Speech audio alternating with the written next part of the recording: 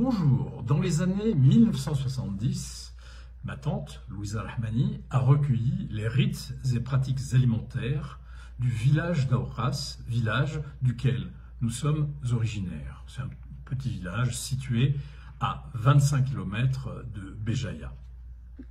De toutes ces rites et pratiques alimentaires, ma tante a fait une thèse qu'elle a soutenue à la Sorbonne. Et dans cette thèse, il y a une mine de renseignements sur comment vivaient nos ancêtres. Pour commencer, je voudrais vous parler des piments Ifelfel Artsan, dont les gens d'Aouras sont des gros consommateurs.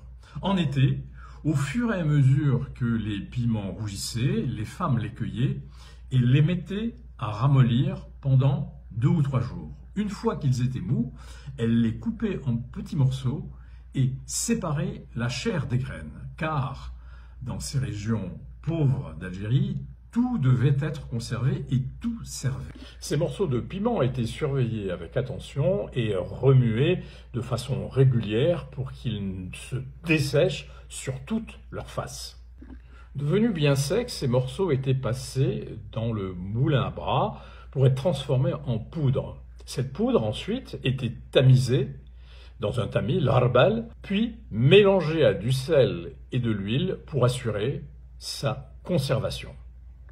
Alors bien sûr, le fait de manipuler des piments, ça donne des brûlures au niveau des mains, et les femmes, pour soulager ces brûlures, coupaient une tomate en 2, se passaient la tomate sur les mains et de l'huile d'olive, et cela soulageait ces brûlures. La poudre de piment provoquait aussi des éternuements parce qu'elle irrite la gorge et le nez. Alors pour éviter ces éternuements, les femmes se mettaient des bavettes sur le nez, que l'on appelle en kabyle tikmamine.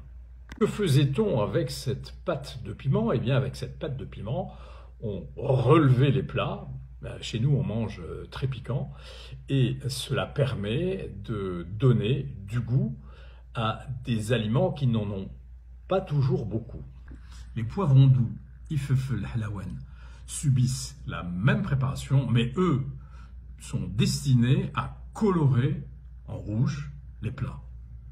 La maîtresse de maison confectionnait aussi des chapelets de piment en passant dans leur pédoncule à l'aide d'une aiguille de la ficelle, et donc elle en faisait des chapelets qu'elle mettait à sécher dehors. Et elle s'en servait l'hiver pour agrémenter les plats entiers ou coupés en morceaux ou pilés. Est-ce que le piment est bon pour la santé? Eh bien, certaines études montrent que oui.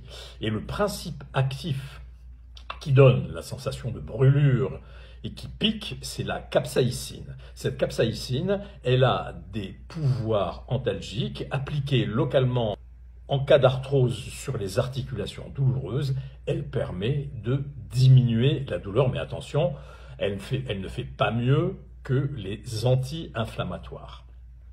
Les Italiens ont fait une grande étude qui a montré que la consommation 4 fois par semaine de piment fort permettait de réduire le mauvais cholestérol et donc avait une prévention, était préventif contre l'athérosclérose.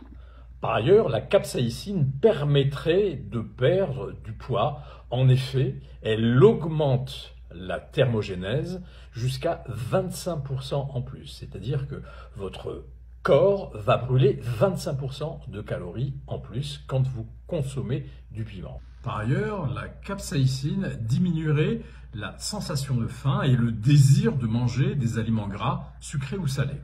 Donc, des repas agrémentés de piment permettraient de diminuer le poids, ce qui est très bénéfique en cas d'arthrose du genou par exemple, puisque si on perd du tout poids, on soulage ses articulations. Et je vais dire quelque chose qui va vous étonner, la capsaïcine exerce un effet protecteur sur l'estomac. En effet, elle régule l'acidité et stimule la sécrétion de mucus qui protège ainsi la muqueuse de l'estomac contre les substances irritantes. Néanmoins, si vous avez un intestin irritable, si vous avez des hémorroïdes, si vous avez des reflux gastro-œsophagiens, il vaut mieux éviter de consommer du piment parce que cela risque d'aggraver les symptômes. Voilà ce que je voulais vous dire sur le piment, sur la fabrication de poudre de piment en Kabylie et sur ses effets sur la santé. Merci de m'avoir écouté et à bientôt.